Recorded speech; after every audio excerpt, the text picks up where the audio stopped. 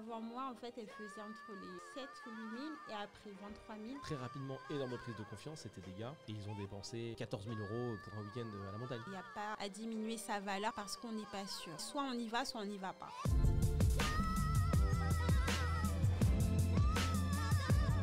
Et bienvenue dans Salarié Provisoire, le podcast qui te donne le cœur de devenir entrepreneur. Comme d'habitude, le petit réglage console en lançant le jingle d'introduction. J'ai remarqué que c'était un petit tic ou un petit toc que j'avais.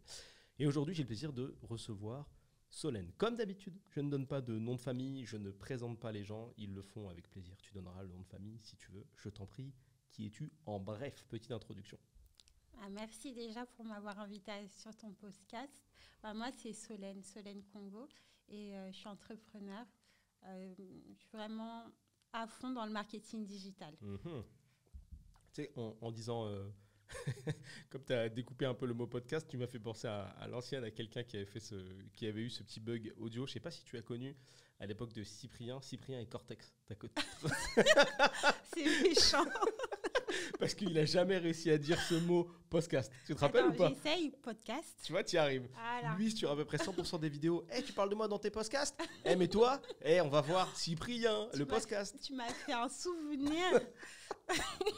C'est cool, c'est tranquille, tu vois. C'est pour te montrer un peu l'ambiance du podcast. C'est cool, c'est détendu.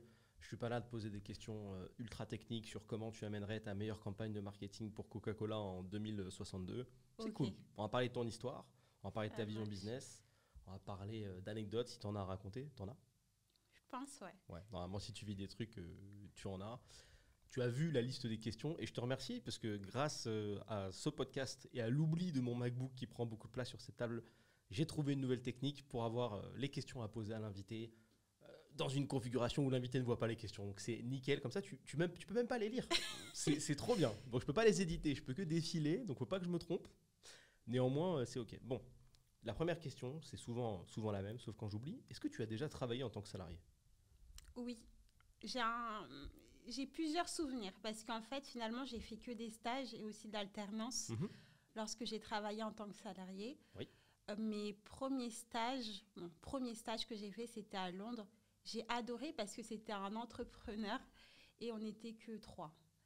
J'ai adoré parce que j'ai fait beaucoup de tâches et on me laissait vraiment les faire en toute autonomie. Puis, j'ai fait d'autres stages. Et là... Dans quoi d'ailleurs? Parce que tu n'as pas dit, mais c'est stage de quoi? c'était dans le marketing digital en plus. Ok, tu as directement fait marketing digital. Ouais, marketing digital. Et lui, en fait, ce qu'il faisait, il avait un SaaS. Ok. J'ai adoré. Franchement, c'était génial. Et je devais... Explication de SaaS pour les gens qui ne savent pas ce que c'est. Je ne sais même pas comment tu veux que je le fasse? Ça. Je veux bien. Alors, SaaS, la définition, donc c'est SaaS, comme ça que ça s'écrit, Software as a Service. Quand on a un magnifique accent anglais, on le dit comme ça, je t'assure. Non, ça passe bien. C'est un peu français. Donc, du coup, c'est la vente d'un logiciel, on peut appeler ça comme ça, sous forme d'abonnement. Exactement. Je vais te donner un exemple. Photoshop, quand c'est sorti, à l'époque, ça se vendait X centaines d'euros, 200, 300 euros. Point. Tu le payais une fois, tu l'avais toute la vie. Maintenant, ça se vend sous forme d'abonnement, donc sous forme de SaaS. Tu vas payer 30 euros par mois, lifetime, à vie, quoi, le temps que tu l'utilises. Donc, tu travailles dans une boîte qui proposait une solution qui faisait quoi d'ailleurs? Elle servait à quoi la solution? C'était génial. En fait, c'était pour permettre à tous les étudiants étrangers qui venaient à Londres en fait, d'avoir des abonnements beaucoup moins chers. Et c'était proposé aux universités directement. C'était un abonnement mensuel. Et ils avaient accès à des abonnements de quoi, eux, les gens? En fait, des abonnements, par exemple, pour la carte de bus, etc., à beaucoup moins cher. Ouais. Il y avait plein d'avantages comme ça, mais cumulés en une seule carte. Okay, et en fait, stylé. c'était un abonnement mensuel en fait, on allait proposer aux écoles. Et ça a bien marché. Ça a bien marché. Et donc, tu proposes un Navigo. C'est un exemple à la française, mais un Navigo, une carte de cinéma UGC. Et toi, tu as compris direct. Ouais. Je vois pas de troisième exemple, mais peu importe. Par exemple, tu vois des réductions au restaurant, mais beaucoup plus avantageuses que les autres pour les étudiants. Ok, stylé. Non, c'était bien, franchement. Ok, et ça se vendait bien? Ça se vendait bien, mais en fait, j'ai vu la vraie réalité d'être entrepreneur. Ouais. En fait, il bossait vraiment. J'ai vu la prospection pour de vrai, etc. Et lui, c'était l'une des premières personnes que je voyais faire, en parlant d'automatisation. Lui, il automatisait beaucoup de choses. Et c'était en 2018. Ah ouais. Enfin, pour moi, c'était pas trop connu tout ça. Ok, parce on a parlé un peu d'automatisation avant de lancer l'épisode, parce que comme vous le savez, moi, c'est un petit peu mon hobby, si je puis dire. C'est un truc que je kiffe, au-delà de bosser avec. Et toi, tu me disais que ça commençait à te passionner. Peut-être qu'on y reviendra.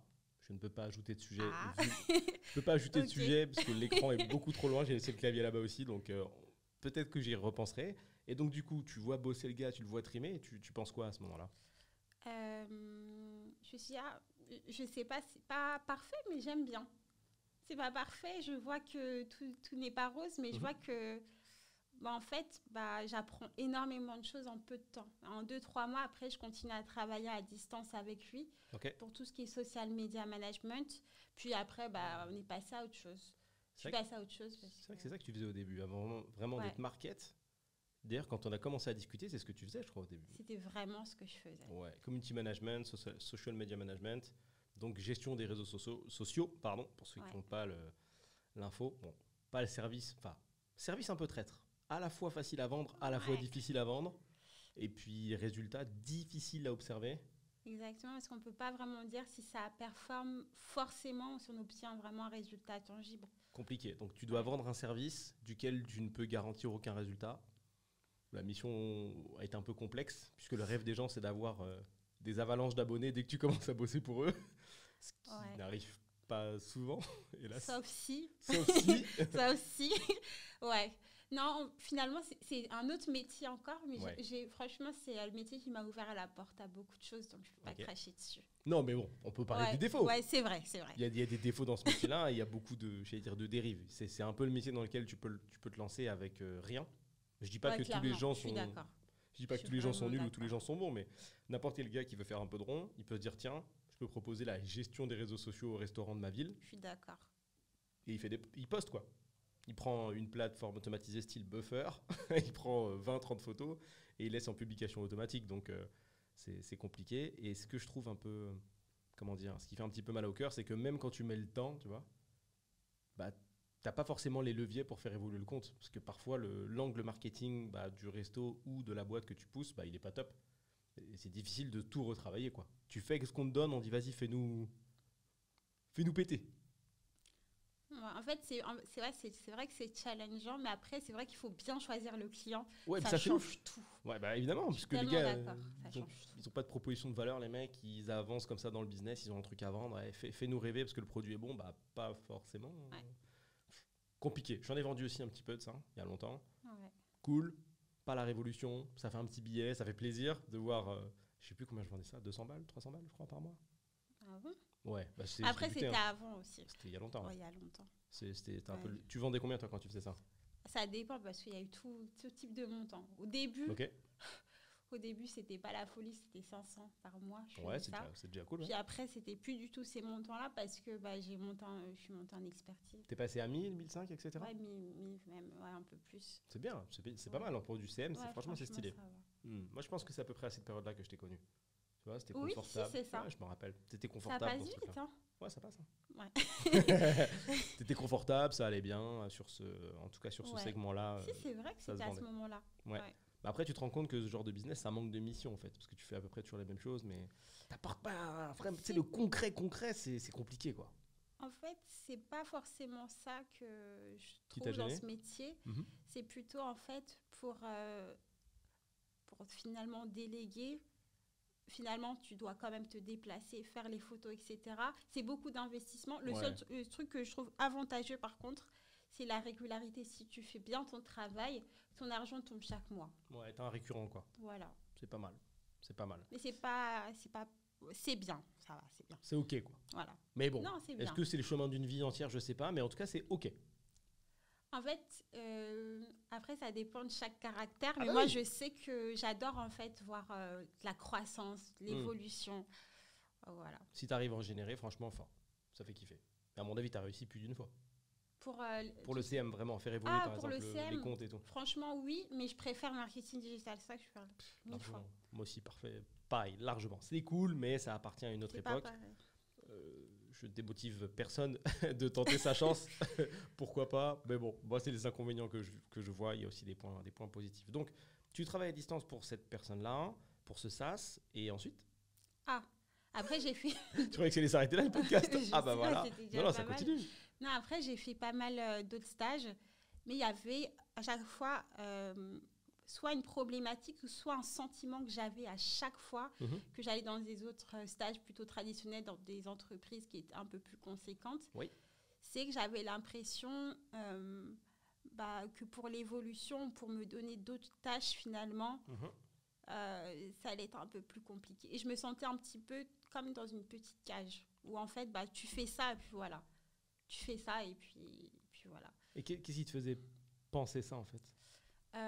J'ai vu plein de choses qui me disent ah, je sais pas si ça c'est pour moi. Ou en fait, je demande par exemple d'essayer d'autres choses qui sont pas vraiment dans le cadre de la mission. Mhm. Non, tu vois, tu fais ça, c'est ta mission. Oui, Ou mais après, c'est un encore, peu le... Est-ce que ce serait pas juste une question d'organisation d'entreprise où tu fais ton job? Non, pas forcément ça. C'est plutôt que je sentais que pour évoluer finalement, que ça allait pas être forcément la bonne chose. En tout cas, dans les entreprises où j'étais. Mhm. Et j'ai vu d'autres amis, etc., qui ont été dans des entreprises peut-être beaucoup plus intéressantes et Ok. où il y avait beaucoup plus de missions variées. Moi, j'avais... Tu faisais toujours la même chose un petit peu quand même. oui. Et tu faisais Ou quoi d'ailleurs en sinon, répétition? Ou sinon d'autres choses où finalement, normalement, je vais faire telle mission qui était en accord avec mon diplôme. Ouais. Et finalement, non, on me donne des tâches, des tâches qui finalement ne sont même pas des missions pour moi. Ok, donne des exemples qu'on puisse bien comprendre. Carton, ranger des cartons. Quoi? Ah, franchement, Ça n'a plus j'en rien ai à voir vécu avec ce que des tu as dit au choses, hein. début là. Ranger Comment? des cartons. Ranger des cartons, mettre des étiquettes sur des documents. Il m'est arrivé d'accord. des choses, hein. Mais en fait, je me suis dit, oula, ça va pas le faire. Et ça, c'était stage ou taf? Stage. Ok. Parce qu'en fait, j'ai fait que des stages. Ok. Ouais, c'est vrai que j'ai pas travaillé en entreprise finalement. Oui, c'est stagiaire provisoire un peu. J'ai été stagiaire pendant... C'était des stages de 2-3 mois quand je Ah te oui, parle. c'était du bon stage quand même. T'as le temps de connaître tout le monde, de rencontrer Des des gens. stages et de tout. 2-3 mois. Ok, parfait. Et ensuite, tu vois, une fois que tu as enchaîné ces différents stages, qu'est-ce qui se passe? Pourquoi tu vas pas vers le taf d'ailleurs? Ah, après j'ai fait, par contre, c'est vrai que je n'en ai pas parlé, j'ai fait une alternance dans le domaine du luxe. Ok. C'est tout ce qui était caviar et luxe. Là, j'ai bien aimé parce qu'en fait, j'ai vu de beaux clients. Et Mhm. pourquoi je rêvais de travailler dans cet univers-là? Je me suis dit, ouais, grâce à ça, je vais devenir riche que Nini. Ah, c'était ta vision? Ah dans ma tête, au début, oui, moi, à cet âge-là, c'était si je travaille dans un univers où il n'y a que des personnes qui ont beaucoup d'argent, je veux aussi gagner Logiquement, beaucoup d'argent. ça va découler. Finalement, non. Bah non. Ah non, Bah non, c'est pas parce que tu vends des Ferrari que t'en as une. Hein. exactement. Finalement, non. Et je me suis rendu compte que, en tout cas, je m'entendais super bien avec les clients. Mais l'entreprise où j'étais, c'était un peu la désillusion parce que je me rendais compte que c'était pas du tout ce que je pensais. C'est comme si je me suis dit, c'est magnifique, mais en fait, l'envers du décor. Ah, depuis l'extérieur, t'avais une autre vision? Oui, parce que pour moi, l'univers du luxe, ça me faisait rêver. Ouais, mais en fait, c'est comme n'importe quelle boîte, quoi. Exactement. Les sacs, prenons les sacs à main. Quand tu arrives dans une vision très féminine que je vais donner, mais peu importe. Quand tu arrives dans une boutique de sacs à main, et en tout cas que tu es une femme et que tu aimes bien ça, c'est incroyable, c'est joli, c'est bien présenté, il y a plein de modèles qui te font rêver. Mais en soi, quand tu connais l'envers du décor et les petites portes dérobées que tu emploies tous les jours si tu taffes dans ce truc-là, ils sont juste rangés dans des boîtes et c'est tout, quoi. C'est beaucoup moins sexy que quand ils sont dans les rayons. C'est jamais que des produits. C'est vrai. Vendus beaucoup trop cher, certes, mais des produits. On peut parler du prix des sacs à main? Quelques secondes. On en parle? Est-ce qu'il y a une marque qui te fait plaisir, que tu aimes bien? Ou pas du tout, peut-être? J'aime beaucoup les sacs. Oh, je suis étonné. Quelle marque t'aimes bien? Ne commence pas. J'aime les sacs. Mais donne-nous une marque, fais-nous rêver. Tu sais, saurais. le classique, les marques LVMH, etc. Mais il y avait un petit... Je sais pas. C'est marrant, parce que tu vois, pour toi, ça sera une empreinte temporelle, ce podcast. Peut-être que tu vas parler d'un modèle que tu aimes bien, et quand tu réécouteras le podcast, tu l'auras. C'est quoi le modèle, là, si tu pouvais le faire apparaître là, ça t'intéresserait? Un Birkin. Ah, mais évidemment, la base de n'importe qui aime les sacs, un Birkin de la maison Hermès, bien évidemment, un sac qui est estimé à 10 000 euros. 10 000... Ah, Non, ça dépend. Non, franchement, en boutique, c'est 9 000 et quelques. en boutique, oui. Ouais. Bien sûr. Bon, pour ceux qui ne sont pas au courant, il est impossible quasiment d'avoir un Birkin en boutique. Tu pourras, si tu veux faire le test, tu pourras repasser. Tu peux pas l'acheter en boutique. À aucun moment, À aucun Faut le moment. faire sur la liste d'attente. Voilà, on commence à parler de liste. Déjà, il faut réussir à accéder à cette liste d'attente. Et après, il faut qu'on te rappelle. Un Birkin aujourd'hui en boutique, c'est impossible. C'est un peu comme tenter d'être sur une liste de chez Audemars Piguet, tu vois, les montres, tu vois. C'est impossible quasiment. Tu peux pas avoir une montre sur liste en année d'attente. Hein. C'est j'ai l'impression de te donner l'info là. Ah non, non, pas du tout. Je pense que ça dépend, enfin, c'est des contacts, etc. Comme d'habitude. Ouais, Dans c'est ce vrai. monde-là, ouais, t'as un contact. Je sens que tu vas acheter un Birkin. C'est pas le moment. C'est- C'est pas le moment. Je pense que, franchement, Ouais, c'est bien les sacs, mais mieux vaut acheter de la pierre. ouais. Ah bah, c'est sûr que, Pour le moment, en à tout titre cas. de comparaison. Après, sur du Birkin, pour ceux qui sont pas au courant, c'est quand même des sacs qui sont difficiles, enfin tellement difficiles à trouver que limite, dans cette config, ça dépend. Ouais, mais il faut Parce pas que- le porter. Ouais, voilà, faut pas le porter parce que si tu l'achètes là, si tu arrives à trouver ça maintenant, tu peux le revendre comme tu veux. Hein, et à x3, x4, Ouais. facile, tellement c'est rare. Ça n'a plus aucun sens. On parle bien sûr d'un sac à main qui permet de ranger des choses à l'intérieur. Mais bon, c'est un vrai business énorme. Et certaines des plus grosses boîtes de France sont composées de ce genre de marque de ouf. Franchement, je salue la performance marketing qui est magnifique. Alors, donc tu continues ton petit tracé, donc tu fais ces stages-là, tu découvres l'envers du décor, pas génial pour le luxe. Et qu'est-ce qui se passe alors du coup? Franchement, finalement, pour moi, c'est peut-être une chance. Mhm. C'est que durant cette alternance-là, je rencontre une femme, en fait, qui vient une fois par mois, Mhm. qui fait quelques photos, etc. Je lui dis, mais qu'est-ce que tu fais? Elle me dit, mais moi, je suis social media manager. Et je dis, mais t'es payé combien pour faire ça? Elle me dit, je suis payée 900 € pour faire des photos une fois par mois et poster. J'ai dit, quoi? Mais moi, je vais faire ça. Et j'ai Ok. fini mon année Mhm. et j'ai dit que je vais faire ça. C'est tout. Franchement, alors que je devais commencer à aller en école, j'étais en L3, Mhm. j'ai fini ma L3. Normalement, je vais partir en école de commerce. Et finalement, j'ai dit que non, je vais faire ça. Et pendant tout l'été, j'ai commencé à prospecter. Ouais. Pendant tout l'été, j'ai rien trouvé. Ok. C'est finalement en octobre que j'ai signé ma première cliente. Ok. Ok. Donc après l'été, ouais. Ouais, Donc t'as fait juillet, août, septembre et en octobre tu trouves. ouais, en octobre, je trouve. Tu te rappelles de la typologie de ta première cliente? Elle faisait quoi? Ouais, c'était une maroquinerie, on va dire semi-luxe, Ok. premium. C'est des sacs entre 300 et 700 €. Ouais. Tu l'as démarché comment cette personne? Sur Instagram. Et en fait, c'était l'époque où Loom, c'était un peu à la mode. Loom? Ouais, Loom, Ok, tu vois, ok, les ok, vidéos ok, ok. pour faire la prospection. Comment tu réduis? Loom, pour toi, c'est des vidéos pour faire la prospection. Il existe un outil. Mais t'as compris. Oui, mais j'explique toujours, parce qu'il y a des gens qui n'utilisent pas Loom. Oui, c'est vrai. Donc Loom, Loom.com, un outil qui permet donc de filmer son écran. Et si un jour tu as l'occasion de tester, tu verras qu'il est beaucoup plus facile d'expliquer quelque chose avec un visuel plutôt que de faire un message compliqué. Dire, tu vois, tu cliques sur le bouton. Tu fais un Loom, ça filme ton écran, tu dis, écoute, voilà, Solène, clique là, là, là, là, et on avance. Mortel Loom. Je l'ai découvert ce truc-là il y a pas mal de temps maintenant Ouais. et c'est mon meilleur pote. Donc Ouais, j'ai adoré. tu lui as fait un Loom et t'as mis quoi dans ta vidéo de J'ai fait prospection? une vidéo très courte. J'ai dit Mhm. bonjour la marque, bonjour madame de telle marque. Mhm. Ça m'intéresserait vraiment d'en savoir plus sur votre entreprise. En tout cas, j'adore vos modèles. Moi, je fais ça, je suis social media manager. Est-ce que Mhm. ça pourrait vous intéresser? Et il y avait encore autre chose, c'est que je me suis rendu compte durant l'appel que elle ne voulait pas un social media manager, elle voulait un media buyer. Donc quelqu'un qui fait tout ce qui est Facebook Ads. Donc c'est là que j'ai commencé à faire du Facebook Ads. Ok, donc différence entre social media manager et media buyer pour nos chers auditeurs. Alors, social media manager, c'est quelqu'un qui va gérer les réseaux sociaux pour créer une communauté, créer de l'engagement, etc.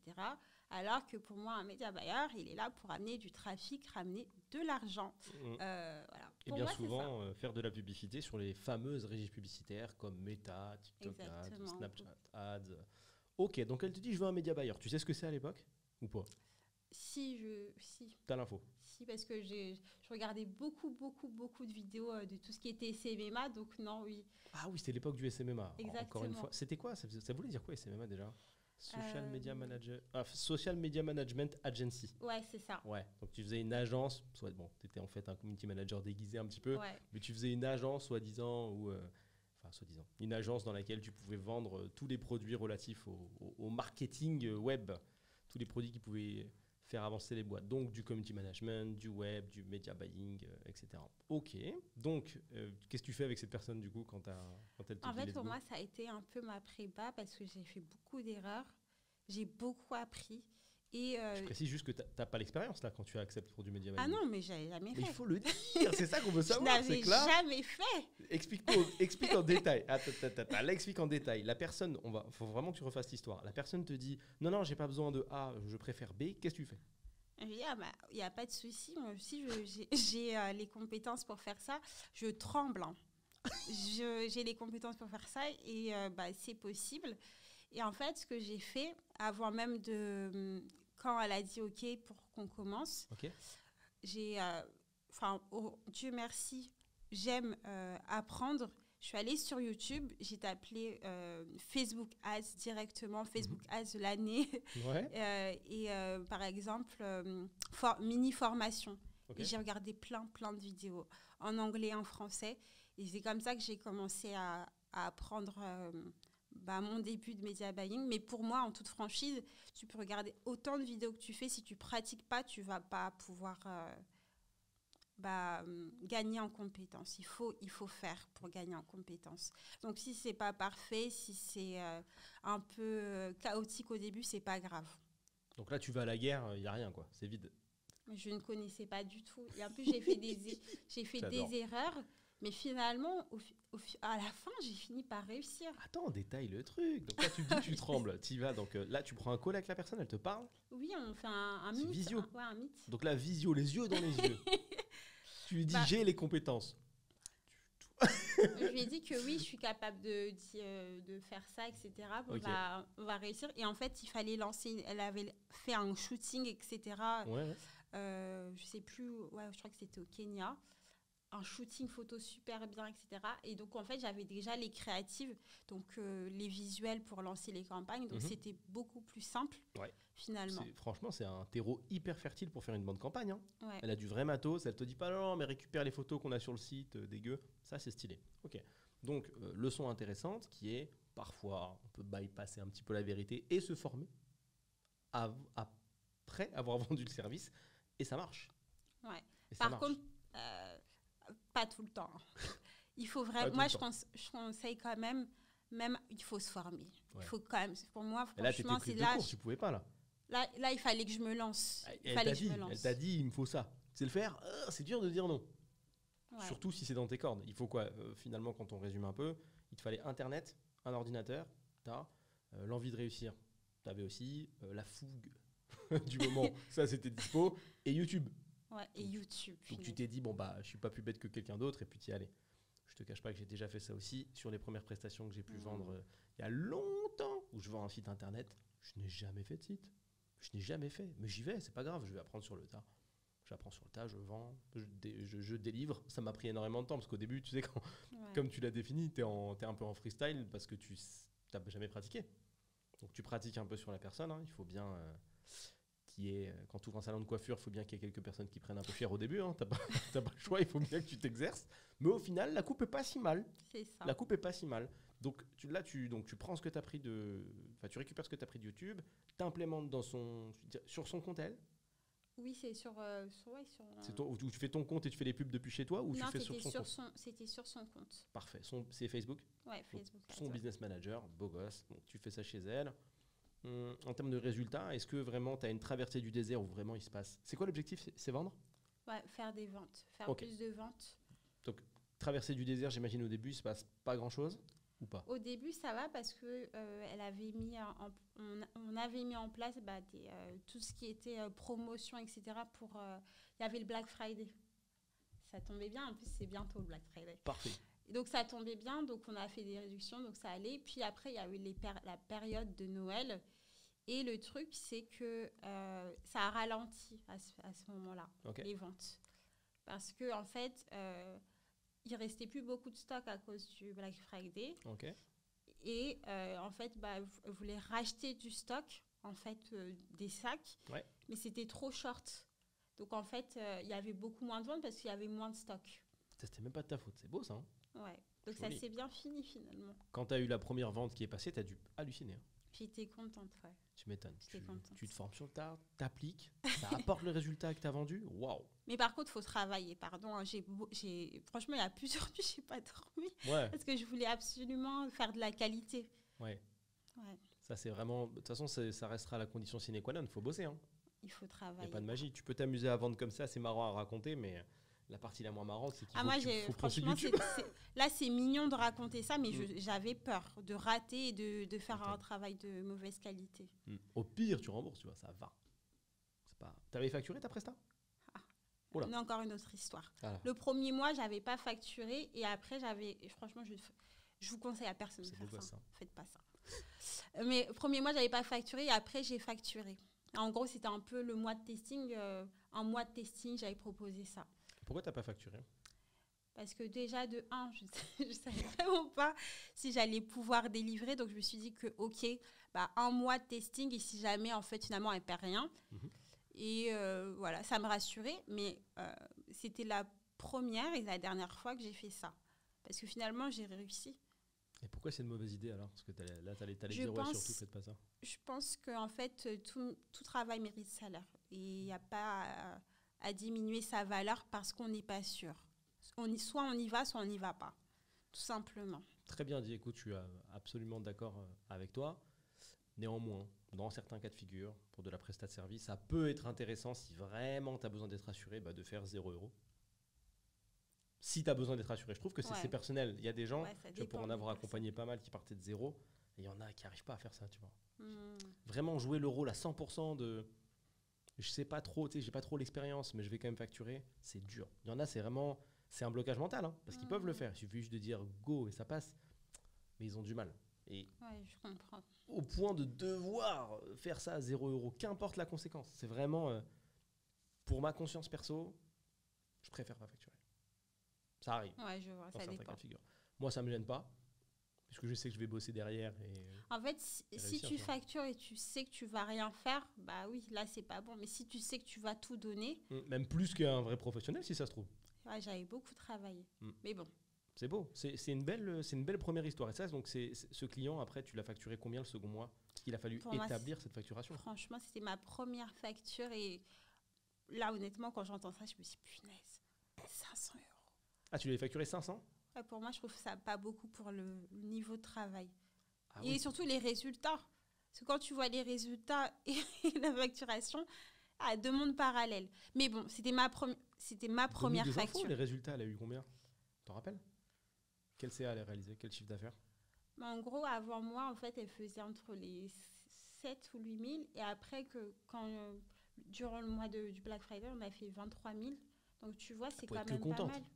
Ouais. T'as gardé une relation avec cette personne-là? Un peu de loin, mais c'est quelqu'un que j'apprécie, oui.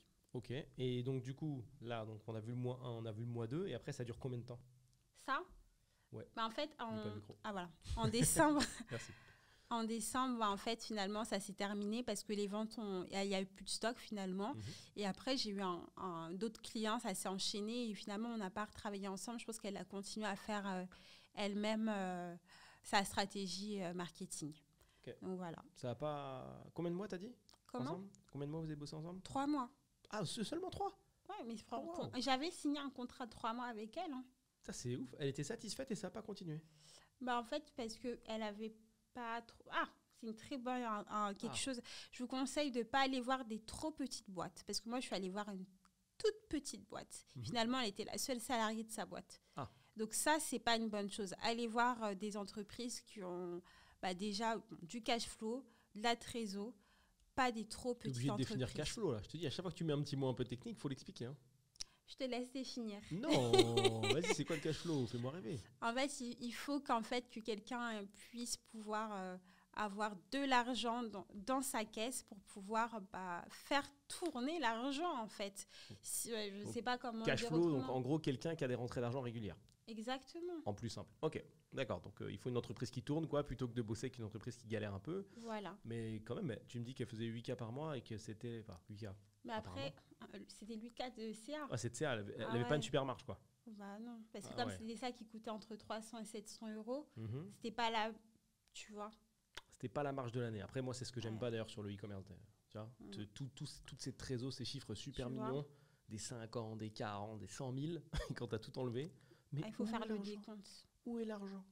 Il est plus là. Tu l'as rendu à ton fournisseur ou aux pubs que tu mets ou aux prestataires que tu payes pour faire des publicités.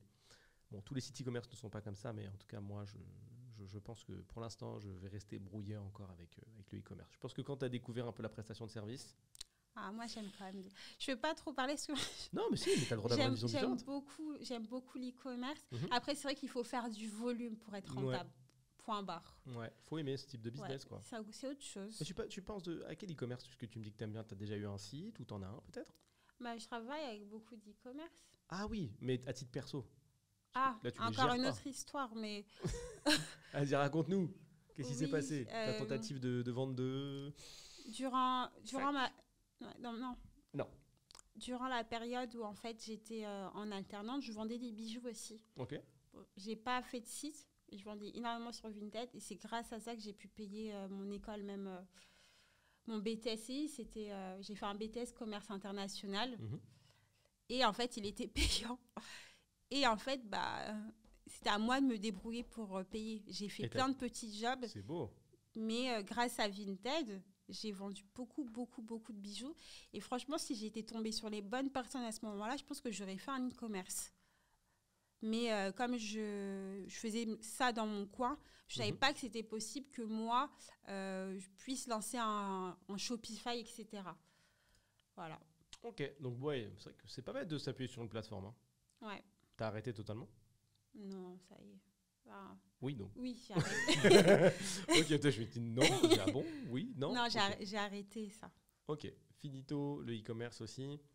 Ouais, sympa.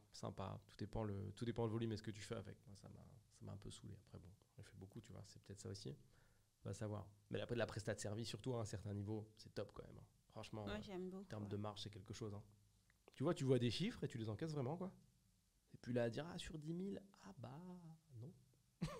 Typiquement, ta personne qui fait 8 000 solo et qui, à la fin du mois, bon, apparemment, ça n'est pas tant que ça l'Eldorado, quoi. Ouais. Ce qui reste un exemple parmi tant d'autres. Alors, du coup, après ce client sac, on va où? Après, j'ai eu d'autres... En fait, oui, après, ça a enchaîné. J'ai eu d'autres clients, mais c'était beaucoup dans la mode. Beaucoup dans la mode. Okay. Mode cosmétique, donc très féminin. Ouais. Est-ce que c'est pas un peu ce que tu recherchais aussi? Parce que ça dépend de ta prospection. Oui, c'était vraiment ce que je recherchais et j'aimais vraiment cet univers-là parce que ça me parlait, parce que c'est quelque chose que j'apprécie. Mais en fait, plus on avance, plus on se rend compte que finalement, ça peut s'appliquer à beaucoup d'autres domaines que la mode, que le cosmétique, etc. Et ça m'a permis en fait de voir qu'en fait, ok, c'est bien. Et en fait, j'adore toujours cet univers-là, mais qu'on peut aider encore beaucoup plus d'autres personnes. Et voilà, en fait. Donc, tu as pivoté sur d'autres secteurs d'activité. Ouais. Donc, moi, j'aime, par exemple, l'immobilier. T'en as là, pour l'instant? Et en immo c'est du conseil. Je sais pas si tu peux parler de ça. Ouais. C'est-à-dire, tu peux parler de ça dans quel sens? C'est plutôt du conseil. Tu vois, j'ai fait du conseil pour de l'immo. Ah, du consulting media buying pour de l'immo. Ouais, c'est intéressant. Vas-y, développe, c'est cool. Ouais, ça pour 2 entreprises dans l'immobilier, en fait, qui avaient besoin de savoir quelle stratégie prendre. C'était pour du démembrement immobilier. Ok. Et en fait, ils ne savaient pas vraiment comment mettre en avant. Je sais pas ce que c'est, moi, le démembrement immobilier. Démembrement immobilier, en fait, c'est des prix, c'est des biens qui sont à des prix réduits parce qu'au niveau énergétique, il y a quelques quicks, on va dire. Des quicks ou des quacks? Ils ont un peu des notes un peu inférieures. Finalement, peut-être l'isolation, etc., elle n'est pas forcément bonne. Ouais. Donc, en fait, au niveau des prix de vente, c'est des prix cassés finalement. Mais il y a de la réno à faire dessus. Exactement. De la réno solide apparemment. Oui, mais les prix sont limite à moins 50% sur certains biens. Donc, c'est super intéressant pour des investisseurs. Okay. Et donc, en fait, c'était leur permettre de trouver des investisseurs grâce à la publicité. Et là, c'est des publicités LinkedIn. Et donc, en fait, c'était plutôt pour leur montrer comment mettre ça en place. Et ça, j'adore. Parce que finalement, tu ne fais pas forcément, mais tu expliques comment faire. Consulting. Ouais, ça, j'aime beaucoup. Okay. Eux, ils voulaient absolument du LinkedIn Ads? Oui, parce qu'ils me disaient qu'en fait, ils avaient déjà des clients qui était venu grâce à LinkedIn parce qu'il postait souvent en post classique, quoi. Ok. Toi, LinkedIn Ads avance client, t'en faisais déjà? T'as pris sur Ouais, le le tas, LinkedIn Ads, j'en ai fait. Ok. Moi, j'ai pas une top vision de LinkedIn Ads. J'ai assez peu Je trouve utilisé. que c'est bien, mais C'est les rush, coûts hein. publicitaires, ils coûtent. On est d'accord. Voilà, parce que moi, c'est ça la vision que j'ai. C'est que Ouais, LinkedIn, ça tape. Hein. oui, ça coûte beaucoup plus cher que Facebook, que Meta. Ok. Parce que j'ai fait que quelques campagnes dessus. Et à chaque fois, ayant l'habitude de Google, ayant l'habitude Ouais, de c'est Meta, pas les mêmes prix.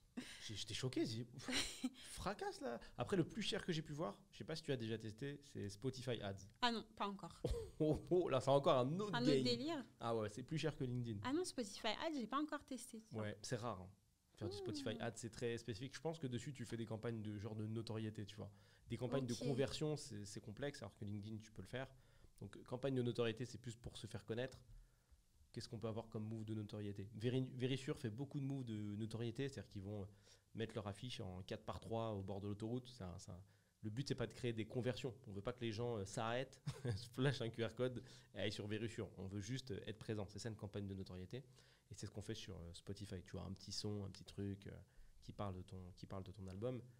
Mais c'est pas voué à aller chercher des grandes conversions. J'avais essayé pour le podcast, pour le coup. C'est cool, mais c'est pas la folie. C'est rush, quoi. C'est vraiment rush. Des encarts publicitaires très spécifiques. Puis tu déranges vraiment les gens, là.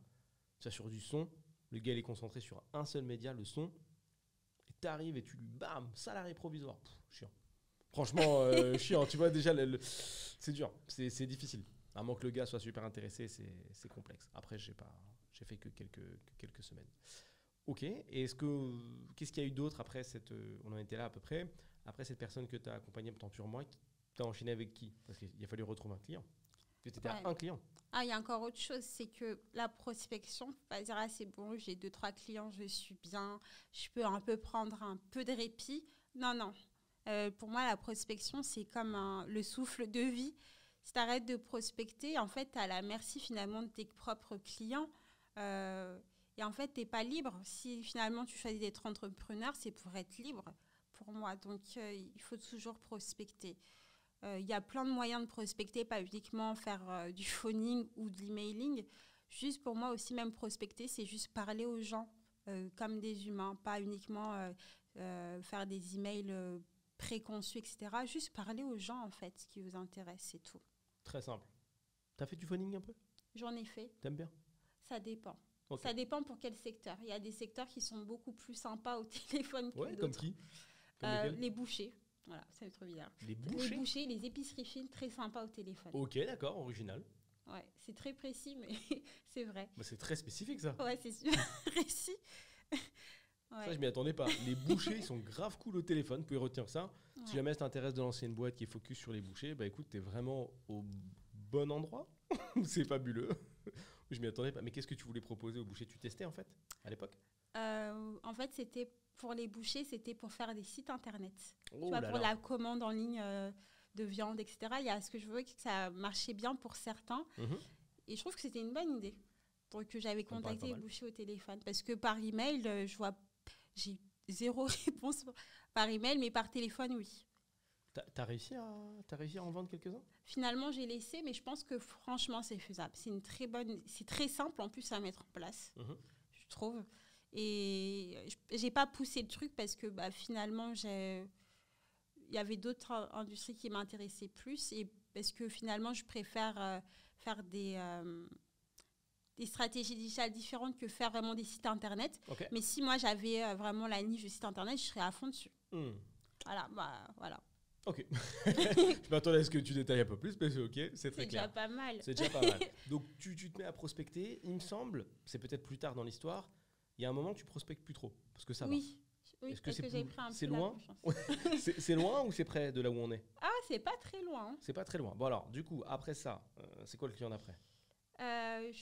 Après, j'ai eu plusieurs... C'est vrai que c'est bizarre de dire ça, c'est que j'ai eu plusieurs clients. Et après, finalement, ça a commencé à faire de la rétention. Donc, c'est qu'en fait, j'avais réussi à garder mes clients sur du long terme. Et ça, c'est génial. Mais c'est piégeux aussi. Mais après, il y a eu un moment où j'avais ces clients-là et je me dis, oula, je manque de connaissances. Donc, je me suis encore formée. Et je n'ai jamais arrêté de me former. Il faut toujours se former. Et j'avais fait un mentorat que j'ai vraiment beaucoup aimé, qui m'a permis à gagner en fait en compétences, pas forcément le savoir-faire, mais savoir-être. Donc vraiment me positionner comme j'ai envie d'être perçue, vendre des offres beaucoup plus chères. Et ça m'avait beaucoup servi. Ok. Voilà. Ok. C'était un mentorat sur quel sujet? Comment apprendre à... comment dire ça? C'est plutôt comment apprendre à vendre, la prospection automatique. C'est là que j'ai commencé à apprendre les listes, etc. Ok. Ouais. J'ai une bonne nouvelle pour toi. Ah bon? Tu vas devoir expliquer ce que c'est l'Emlist. L'Emlist, pour moi, c'est un logiciel qui permet d'automatiser l'emailing et aussi même les messages LinkedIn. Et ça permet vraiment de gagner un temps fou. Et c'est tellement bien fait. Efficace pour toi? Moi, je trouve ça efficace, mais si c'est trop automatisé, ça passe bof. Ouais. Tu conseilles de mélanger un peu les deux méthodes de moi, franchement, le premier message, je le fais en automatisé. Et quand ça répond, je le fais à la main. Relation. Ouais. Je trouve que on le ressent tout de suite. Même moi, par exemple, quand je reçois un message, des fois, parfois sur LinkedIn, je reçois un message à 5h du matin. Je me dis, attends.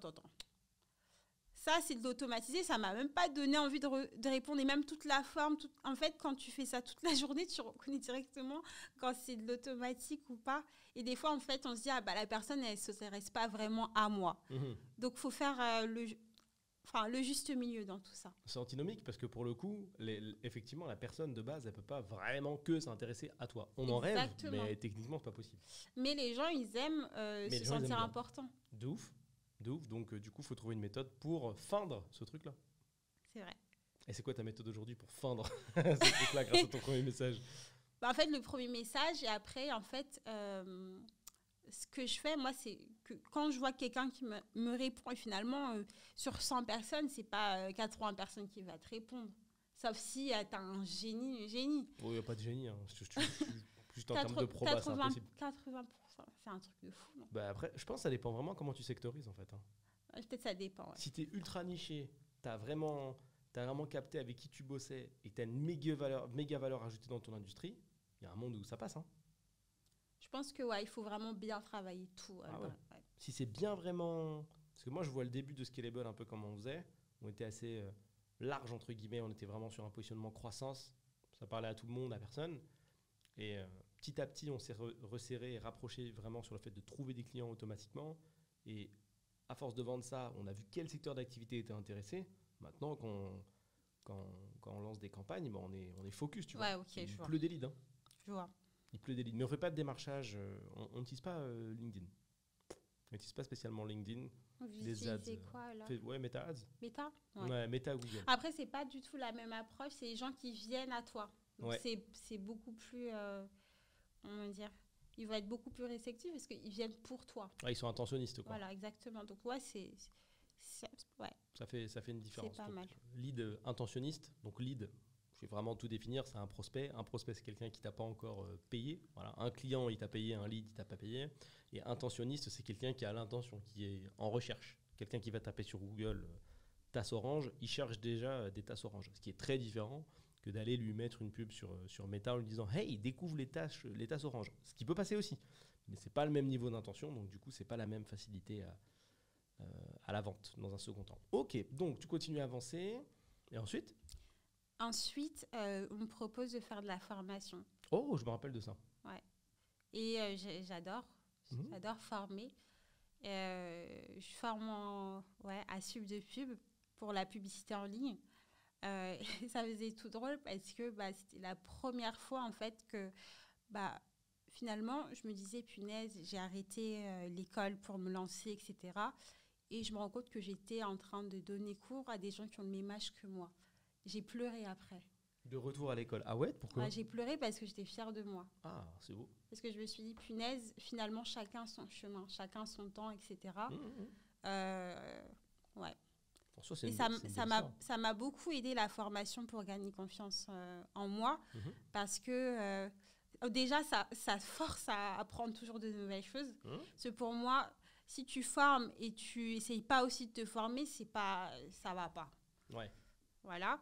Et aussi, j'adore les gens. J'adore voir les gens évoluer et apprendre en compétences.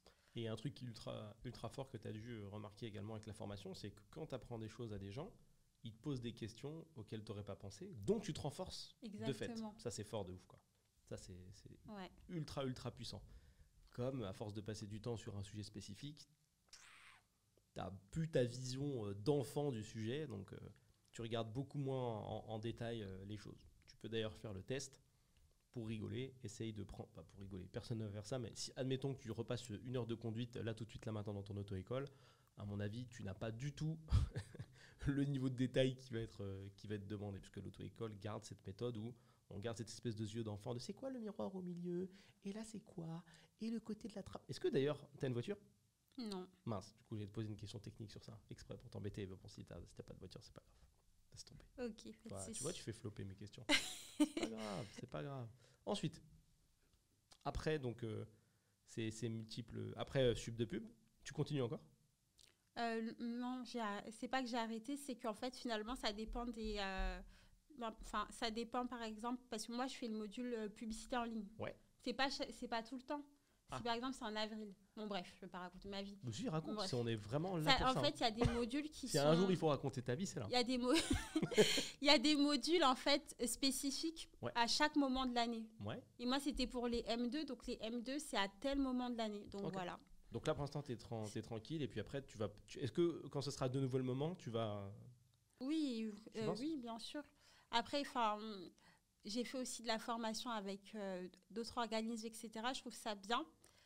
Mais il faut, pour moi, c'est bien, mais c'est toujours la même chose, de ne pas s'affaisser et se laisser sur un acquis, c'est bon, je fais ça. Il faut toujours aller voir, toujours essayer de faire mieux et d'aller de l'avant, en fait, d'apprendre encore de nouvelles choses. Tu gardes cette dynamique d'auto-formation perpétuelle, encore et encore et encore. Oui, mais surtout,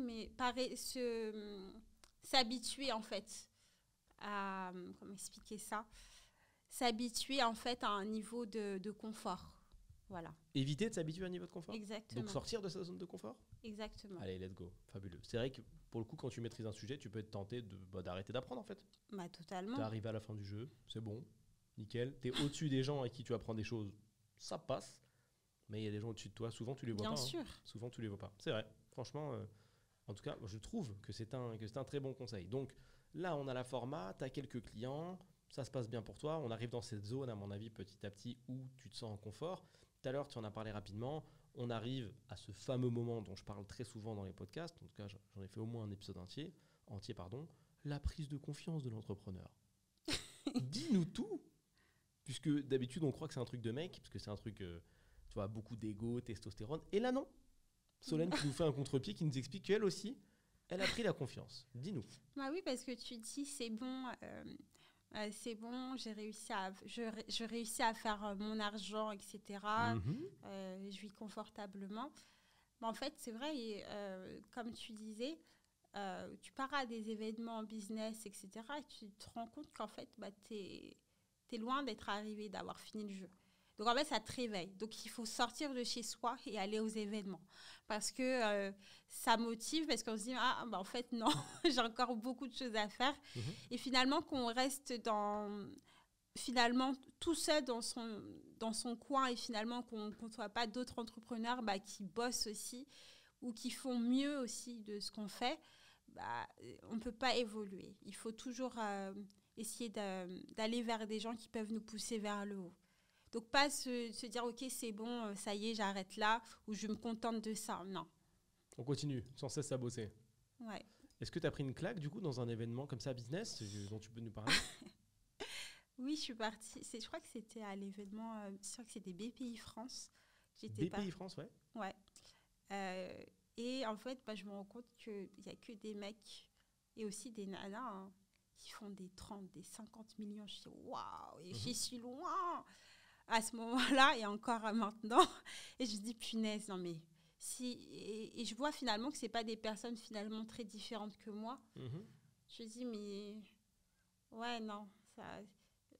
faut que je me réveille, là, que j'aille travailler. Ouais. Après, là, c'est encore à un autre niveau. Et même, je vois aussi des personnes, finalement, qui font beaucoup moins, mais qui motivent tout autant. C'est vraiment en fait de s'affaisser sur ses acquis. Ok, donc tu prends quand même une petite baffe quand ça parle chiffre, quoi, avec certaines personnes.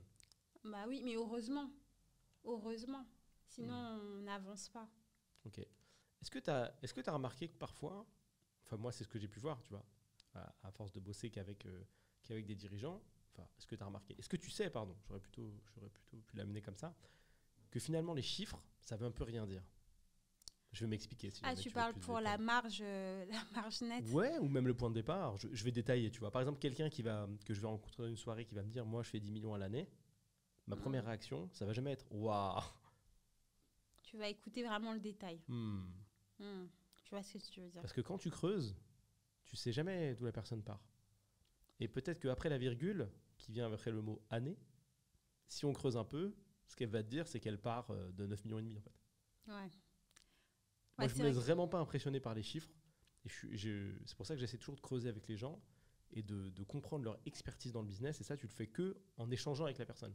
Je suis d'accord. Et j'ai croisé beaucoup, alors, c'est très direct, mais bon, les gens ont l'habitude sur ce podcast-là, j'ai croisé beaucoup de nullards qui font beaucoup de trésors.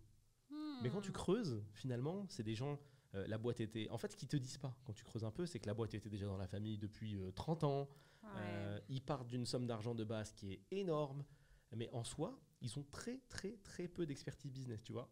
Un mec qui fait 10 millions par an, tu peux te dire, ah, mais attends, je rentre dans sa boîte, il doit y avoir des automatisations de ouf, une proposition de valeur, il sait parfaitement ce que c'est maîtrisé, il doit y avoir des KPI parfaits, c'est-à-dire qu'il a des chiffres et il les suit, tu vois, au moins. Alors que, comme nous, tu vois, on bosse avec l'équipe qu'avec des dirigeants et des assez solides, mais quand tu regardes à l'intérieur des boîtes, c'est une catastrophe en fait. Il y a beaucoup de gens qui ont des business, qui font des gros chiffres, mais qui sont nuls.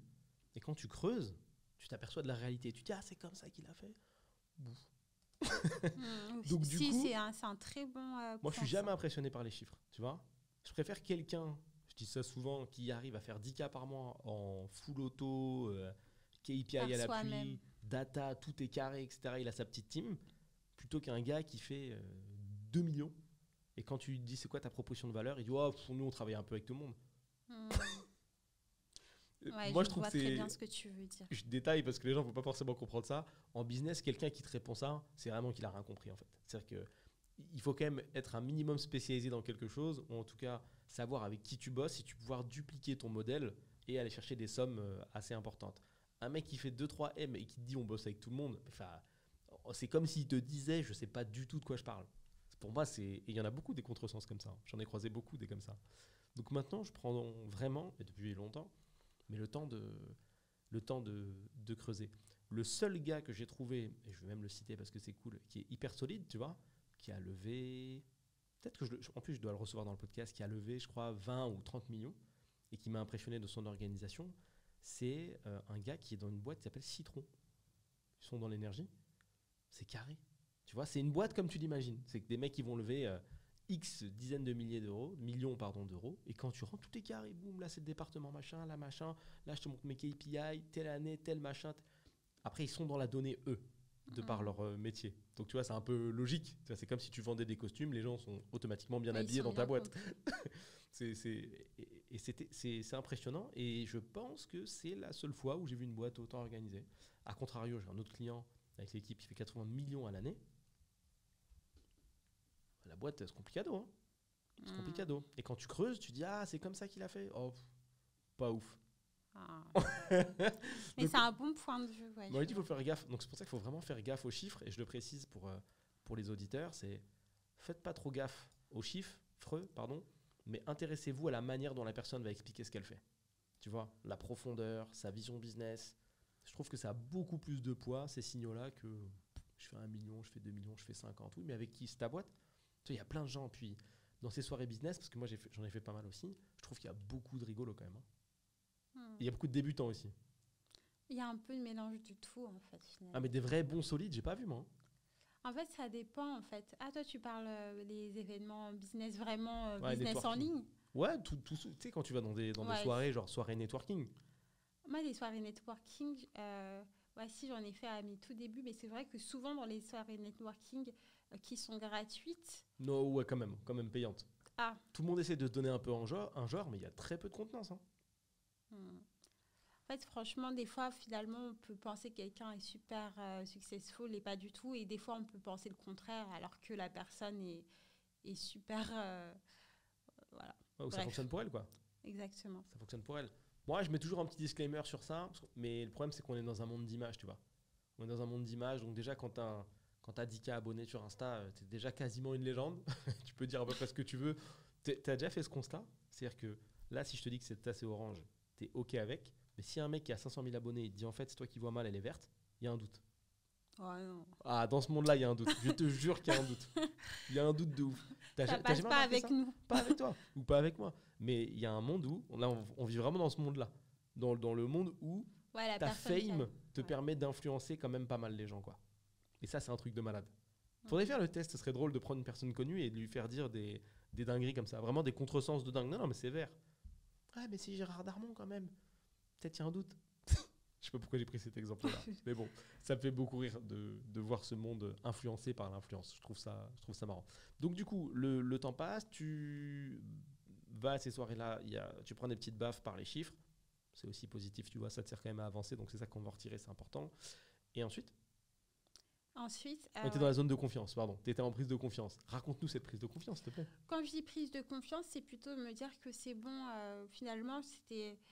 là, j'ai raconté de manière très linéaire, etc. Ouais.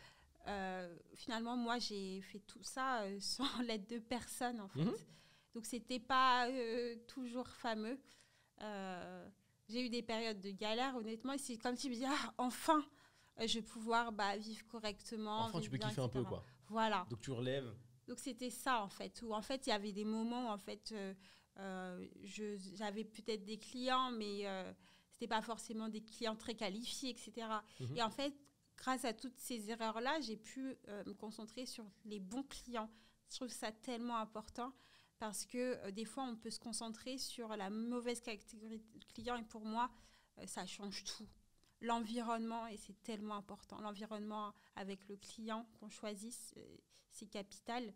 Et surtout, la qualité du travail parce que j'ai eu des moments où je facturais, oui, mais j'étais avec des clients qui n'avaient pas forcément conscience de leurs problèmes, donc qui ne prenaient pas vraiment conscience aussi de la qualité du travail.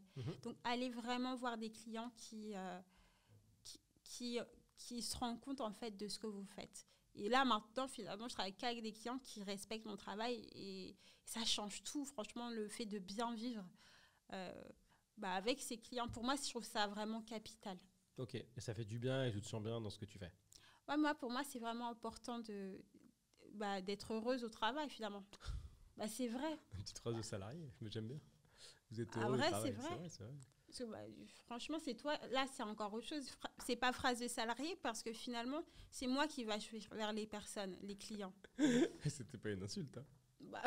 Genre, elle a mal pris de ouf. Entre guillemets, phrase de salarié, parce que tu sais, ces trucs que tu vois dans le monde. Après, toi, t'as pas forcément vu ça, mais des trucs que tu vois dans les au taf, ça, avec marqué oui, il faut être heureux au travail. Ouais, mais est-ce que c'est pas finalement, ils peuvent. Ouais. C'est pas péjoratif, t'inquiète, on va pas se battre. Hein. Est-ce qu'il y a un move, parce qu'on a tous fait des moves comme ça. Quand j'y pense, je pose cette question. Dans cette confiance, est-ce que tu as fait un move, un achat, n'importe, et qu'après tu as un peu regretté, tu t'es dit ça c'était pas top? Un achat? Ouais, un achat, une dépense, t'as fait un choix, tu te dis bon.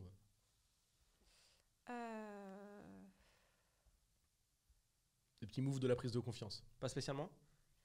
Non, pas spécialement, c'est que le recul, non, pas spécialement, non. Ok, donc ça va. Franchement, je me rends compte que ça va, je suis pas dépensière. Ouais, il n'y a pas eu de péril non plus, quoi. Tu t'es pas mise en difficulté. Non, j'ai pas fait de trucs bizarres. C'est bien. Ça aurait pu, mais c'est bien. Non, t'inquiète, j'ai travaillé pour ça, là, non. Ok, parce qu'il y en a qui vont péter un câble, acheter des montres. Parmi le top, tu vois, le petit top 1, ouais, peut-être pas top 1, mais dans le top de choses dont je me rappelle, donc ça me concerne pas. Mais d'autres personnes, j'avais vu, qui ont réussi à faire un petit peu de trésor. Et très rapidement, énorme prise de confiance, c'était des gars. Et ils ont dépensé la semaine qui suivait leur petite réussite, 14 000 € pour un week-end à la montagne. Allô. Voilà, doucement. Voilà, par exemple, en exemple de move prise de confiance, on a fini le jeu, je pense qu'on est sûr que... Non, après, c'est vrai que j'ai fait un peu de shopping, des choses comme ça, mais pas réfléchi. Par exemple, j'avais mon budget et j'ai acheté mon truc, mais pas de la folie comme ça. Ok, non. t'es pas allé dépenser Non. 55 000 euros pour acheter des trucs. Je comprends. Ok. Non. Est-ce qu'il y a un échec dont tu veux nous parler, puisqu'on est un peu dans la confiance, Ah, l'échec? c'est pas mal, un échec. Mhm. Il y a eu des échecs. Ouais, en fait, il y a plein de petits échecs, mais là, je pense à un échec qui pourrait être intéressant. Oui, il y a un moment où je voulais absolument travailler avec une certaine niche. Ok. Et je me rends compte, et en fait, je persiste. En fait, je me rends compte que finalement, non, C'était quoi ça la ne niche? marche pas. Je ne sais pas pourquoi je voulais être à fond dans tout ce qui était recrutement, etc. Ok. Et je pense que je n'avais pas finalement les mots, le vocabulaire, etc. à ce moment-là, en tout cas. Et Ok. j'ai pas, donc ça ne marchait pas et j'ai forcé. En fait, il faut pivoter vite. Et ouais, ça pour moi, c'était un échec où des fois, on peut être obstiné à quelque chose, mais en fait, des fois, il faut juste pivoter, en fait. Ouais. Obstiné, qui a une très très bonne qualité entrepreneuriale aussi, donc ça peut te Ouais. perdre du coup. Ouais, Ça Ouais, peut mais te des perdre. fois, il faut pivoter rapidement. Je trouve que la vitesse, moi, je préfère la vitesse et se tromper qu'être trop lent et pas se tromper. Ok, et passer 107 ans sur la même niche alors que Ouais, finalement voilà. personne ne veut de toi sur ce secteur. Ouais. Et quand tu dis que tu as forcé, qu'est-ce que tu as fait? C'est-à-dire que tu prenais plein de rendez-vous ou qu'est-ce que tu appelles forcer? C'est par exemple me rendre compte que finalement, je n'arrive pas à entrer dans le marché Mhm. et de continuer au lieu de passer à autre chose parce que j'étais persuadée que c'était la niche miracle. Et franchement, tout ce qui est niche miracle aussi, pour moi, il n'y en a pas. Il n'y en a pas, faut toujours bosser, hein, ça reste. Ah non. Ça c'est classique, hein. T'es obligé. Il n'y a pas, y a pas de. Il n'y a pas une niche miracle parce Non. que souvent, moi je me souviens au tout début avec tout ce qui était conseil pour les agences. Oui, cette niche-là, c'est la meilleure parce que, faut tester et puis voilà. Oh, le mot meilleur, il reste quand même assez compliqué. Ça dépend de ce que t'aimes, ça Ouais, dépend de exactement. tellement de variables. Est-ce que tu as envie de passer du temps dedans? C'est la meilleure si elle correspond à tes valeurs, à ta façon de faire, hein, mais la meilleure tout court, c'est compliqué. Si là, je prenais ton parcours, je disais Solène, mais toi, tu peux raconter ce que tu veux, de toute façon, tu as de la chance. Tu me répondrais quoi? Pardon. J'ai jamais amené une question aussi bien que ça. Ouais, c'est super. Non, pour moi, Mais réponds-moi en live, comme si je te disais, là vraiment, je te dis, on est en émission, je suis un invité, j'ai pas parlé du début de l'émission, et je dis, ouais, je t'écoute, mais franchement, d'après ce que tu me dis, tu as de la chance. peut-être aussi, oui, que j'ai de la chance parce que Ouh. finalement, je me suis écoutée Mhm, et je me suis pas dit que c'était impossible. Donc finalement, j'ai créé ma chance. mhm. Mais c'est vrai que oui, bon, j'ai de la grâce, Dieu me protège, ouais, c'est vrai. Mais le travail, ça change tout. Et surtout, se faire confiance, surtout. Pour moi, ça, c'est de la chance. Donc, si vous C'est faites de la chance ou confiance... c'est une chance? Les deux. Les deux. Je t'amène dans un vieux truc philosophique à chaque fois pour t'embêter. Franchement, c'est plaisante. les deux. Mais franchement, se faire confiance, même si on n'est pas parfait, même si on n'a pas forcément les compétences, etc., ça aide à aller de l'avant. Ok, fabuleux. Ouais. C'est une bonne réponse bon, elle n'est pas proportionnée au niveau d'agressivité que j'ai tenté d'amener, mais c'est très bien. Écoute, ça me va, c'est politiquement correct, c'est magnifique. Tu pourrais nous expliquer, pour terminer un petit peu, de ce dont tu vis maintenant? Comment tu définirais ton activité? Présente un peu ta boîte, tout ça. Alors, moi, ce que je fais, pour moi, c'est vraiment de l'accompagnement à la croissance en ligne. Finalement, c'est ça. Ok. Parce que finalement, je fais plus uniquement tout ce qui est publicité en ligne. Moi, c'est vraiment, j'accompagne le client dans son entièreté. Si il a besoin de faire grandir sa société en ligne, pas forcément un e-commerce, moi, je vais l'aider à l'accompagner, à aller vers un chemin qui va le permettre de gagner en croissance. Et soit d'être plus visible, mais plutôt, moi, franchement, l'objectif principal, c'est de gagner en chiffre d'affaires. Ok. Voilà. Ok. Donc, tu accompagnes les boîtes pour aller chercher un petit peu plus. Bien sûr, je réduis pour aller chercher plus de CA. Oui, c'est ça. Ok. Et tu travailles avec quel genre d'entreprise? C'est quoi les niches entre Ça, guillemets? c'est intéressant parce que par rapport au début, c'est que j'ai toujours gardé, entre guillemets, mode cosmétique. Mais j'ai aussi des clients dans l'immobilier et aussi des cabinets de conseil. Donc, c'est vraiment tellement bizarre parce que j'aurais jamais pensé travailler aussi dans ces univers-là. Oui. C'est que finalement, on grandit. Donc finalement, ne dites pas, moi je vais faire que ça. Vous allez voir dans le temps en fait. Ok, fabuleux. C'est bien défini, hein, c'est clair. C'est très très clair, c'est très très clair. Tu nous as parlé de ta moins bonne vente, à savoir 0 € from 500. Est-ce que tu es OK de nous parler de ta meilleure vente sans donner le client? Ma meilleure vente Ouais. à l'année ou au mois? Ton meilleur contrat. On va parler de LTV, quoi, lifetime value, c'est-à-dire que vraiment sur toute une durée de vie client. Mais il faut que je calcule. Ouf, approximativement. Ouais, dans 50 000, non? Pourquoi tu me dis non? Bah, Moi, je fais sais ta pas compta, parce hein. que en fait, je suis en train de penser. Ouais, parce que moi, je suis qu'au mois. Ouais, 50 000 pour un client. Très Ouais. bien. Finalement, ouais, ça fait bizarre. Hein. Ouais, mais c'est ça D'entendre que je ça, veux hein. souligner. Ouais. C'est ça que je C'est veux fou souligner. quand même comme ça. C'est que tu es solo, tranquille. Au final, quand on fait la liste des outils que tu as en ta possession pour faire ça, tu as un ordinateur portable. Je sais même pas si tu as déjà eu un ordinateur fixe pour faire ça. Même pas. Même, même pas. Tu as un MacBook, J'ai un MacBook. un petit MacBook qui, à mon avis, au début, c'était peut-être un MacBook Air, un truc assez simple. Ah, T'as- il t'as était chang- tout moche. Tu as changé là, tu as pris un truc plus récent? Ah, franchement, mon premier, moi, c'était un MacBook Air Je m'en doutais. 11. Ouais. 11. Moins de 1000 €. Ça buguait. Voilà. Maintenant, j'ai un M1. Ouais, un M1. Ouais, t'as même pas ouais. pris un truc super récent, on est au Franchement, il est M3 bien. et ça fait le café, Il est très bien. ça fait le job. Voilà. Bon, je trouve que là, la démonstration est faite, hein. Juste de la détermination, du taf, Internet, un petit peu de vision et du temps. C'est Et vrai que j'ai puis- même pas parlé des femmes. J'ai oublié de parler des femmes. Ouais. Vas-y, mais on n'a pas terminé. Dis-moi. Qu'est-ce que tu veux dire sur les femmes? Mais en fait, parce que souvent, moi, c'est pour ça que j'avais commencé à faire social media management. Je me suis dit, comme je suis une femme, je peux faire que du social media management. Et même aussi, c'est vrai que j'en ai pas parlé, j'ai fait du coaching aussi pour accompagner des femmes à devenir social media manager. Et je me suis rendu compte qu'il y en avait beaucoup finalement qui pensaient qu'elles voulaient faire ça. Mais en fait, elles avaient beaucoup plus d'ambition encore. Donc franchement, il faut s'autoriser à faire ce que vous avez envie de faire. Et de ne pas attendre, en fait. Ça y est. ça y est, Voilà. le temps est révolu, il faut avancer. T'as Ouais. accompagné combien de femmes sur ce sujet? Beaucoup ou une petite quantité? Franchement, là, beaucoup. Et tu vendais quoi? Des formations? Des coachings? Ah oui, sorry, j'ai oublié. Oui, c'est plutôt des coachings en ligne parce qu'il n'y avait pas de formation.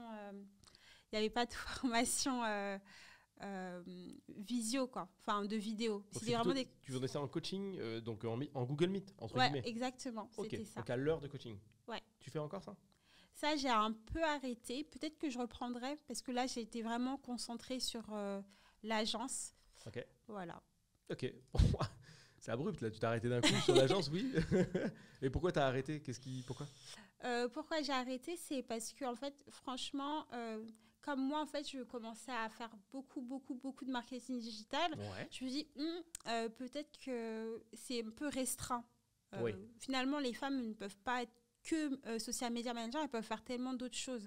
Donc, peut-être que je reprendrai, mais en élargissant un peu plus le cadre, quoi. Ok. Donc c'est pas fini. Tu peux revenir dessus un jour.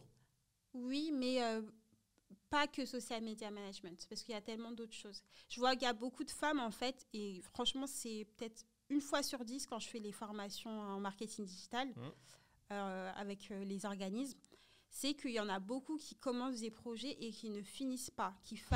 Elles font leur page Instagram, elles font leur TikTok, etc., ou même leur LinkedIn, et puis après, il n'y a plus rien. Ou un post, juste, même pas, ou 0 post. Mais il y a le compte Instagram qui existe. Et ça, en fait, ça m'énerve parce que je me dis tous les projets qui auraient pu être réalisés. C'est clair. Bah, ça, après, c'est le bug des gens qui prennent du coaching ou des formations. Bien souvent, ils ont l'impulsion du début. Et puis après, quand il faut vraiment passer à l'action, ils se rendent compte du taf et du oh. Non, je pense que c'est même pas le taf, c'est la peur. Ouais, de bah, il y a pas un peu de tout, réussir. quoi. Il y a un mélange. Il y a peur, mais il y a Ouais. aussi il faut s'activer. Et ça, c'est pas évident de s'activer. Tu sais, quand t'as quand même beaucoup de divertissement maintenant, hein, t'as beaucoup Ouais. d'opportunités de rien faire. T'es Mais tellement- pour moi, les personnes qui viennent faire les coachings Ouais. et qui font et qui arrêtent ou qui abandonnent, Ouais. c'est les personnes qui pensent qu'elles ne peuvent pas être capables finalement de faire, même si elles sont motivées. Ah, Pour moi, c'est ça, alors que c'est faux. C'est dommage. ok. Voilà. C'est vrai que c'est assez dommage. Et en plus, fait encore plus désagréable par rapport à ça, tu peux rien faire. Parce que c'est une question de Ouais, déclic. c'est vrai. C'est compliqué, hein. C'est ça qui est dur en formation, tu vois. Tu peux avoir le produit le plus quali que tu veux, le meilleur suivi du monde. Ça, ce petit déclic, tu vois, le fameux wake-up call que tu as déjà dû entendre, c'est cette espèce de petit appel, fait dire l'appel du destin, mais ce petit appel de il faut que je me bouge les fesses, tu peux pas le provoquer chez quelqu'un, hein, ça arrivera quand ça arrivera. Hein. Compliqué, c'est compliqué.